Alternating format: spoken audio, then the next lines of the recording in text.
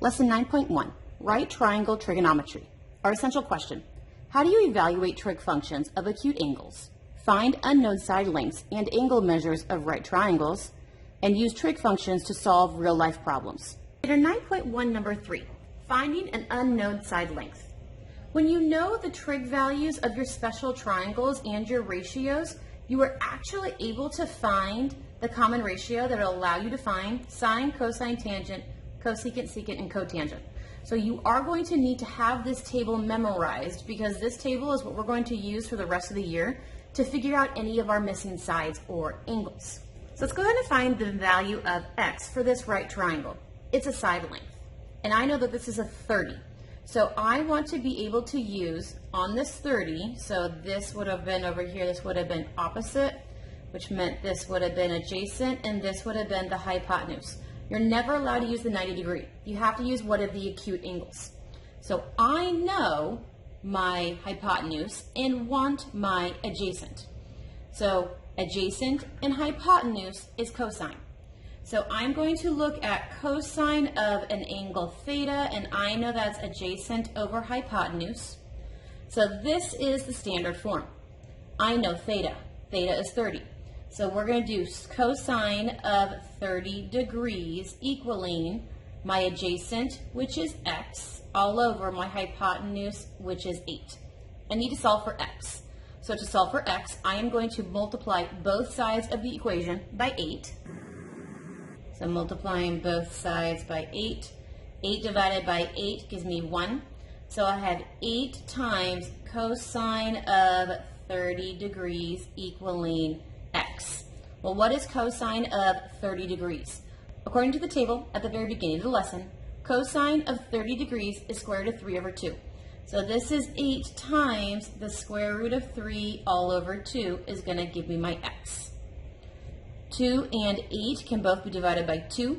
So when I do that, I get 4 root 3 being my x value. So this missing side is 4 root 3. Let's go ahead and do this next one. This is my angle theta. Right across from your angle is your opposite.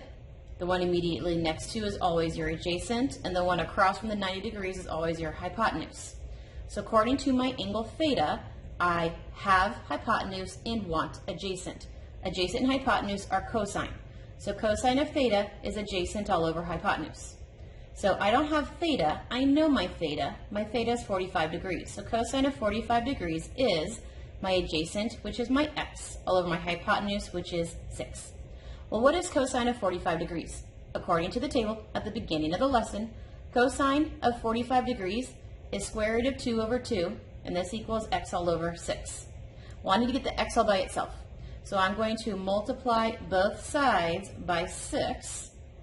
The 2 and the 6, 6 divided by 2 is 3. So this is 3 square root of 2 all square root of 3. 3 square root of 2 equals x. Let's do our next one. This is my angle theta. I have 45 degrees. Across from this is my opposite. Immediately next to is my adjacent, and this is my hypotenuse. It's a 45, 45, 90 triangle, which means the legs are exactly the same. So I know my x. My x is 2 square root of 10. So that means my x is 2 square root of 10. I was only asked to find the value of x. So I already found x. X is 2 square root of 10. So look at this. I have a 30 degree. Immediately across from the 30 would have been my opposite. Immediately next to it would have been my adjacent. And this is my hypotenuse. I want x. I want adjacent. I have hypotenuse. So adjacent and hypotenuse are cosine. So cosine of theta is adjacent over hypotenuse. Cosine of, what is my theta? My theta is 30 degrees. Equals adjacent, I don't know, over hypotenuse, which is 14 square root of 3. What is cosine of 30? According to the table at the beginning of the lesson, cosine of 30 is the square root of 3 over 2. So that equals x all over 14 root 3. I need x by itself.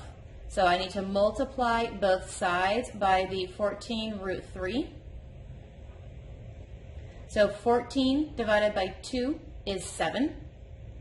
Root 3 times root 3 is 3. So 3 times 7, which is 21, is my x. Next one.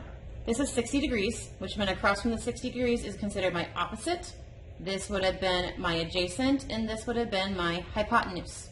I have opposite. I want the x, which is the hypotenuse. So opposite hypotenuse is sine.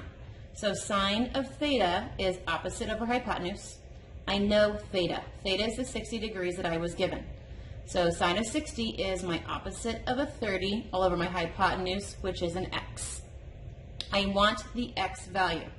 So what is sine of 60? Sine of 60, using the table we did at the very beginning, is square root of 3 all over 2, equaling 30 all over x. I want to solve for x. So that means that I need to multiply both sides by that x value. So I have x square root of 3 over 2 equaling 30. And now I need to multiply both sides by the 2 square root of 3. Because 2 root 3 times root 3 over 2, these one each other out. And I'm left with x equaling 60 over root 3, but I can't have a radical in the denominator, so I'm going to multiply both the numerator and the denominator by root 3. So I end up having 60 root 3 all over 3. 60 divided by 3 is 20. So this final answer is x equals 20 square root of 3. Last one, I have a 45 degree. Immediately across from the 45 degree would have been my opposite. Immediately next to it would have been my adjacent, and across from the 90 is my hypotenuse. I have my hypotenuse. I want x, which is adjacent. Adjacent and hypotenuse is cosine. So cosine of theta is adjacent over hypotenuse. I have my theta. They told me theta was 45 degrees. My adjacent is x. My hypotenuse is 28. I need cosine of 45 degrees. According to the table at the beginning of the period, square root of 2 over 2 is cosine of 45. This equals x all over 28. I want the x by itself. So I'm going to multiply both sides by that 28. 28 divided by 2 is 14. So this is 14 root 2 equaling x. There are several problems on the next page for independent practice. Please do these.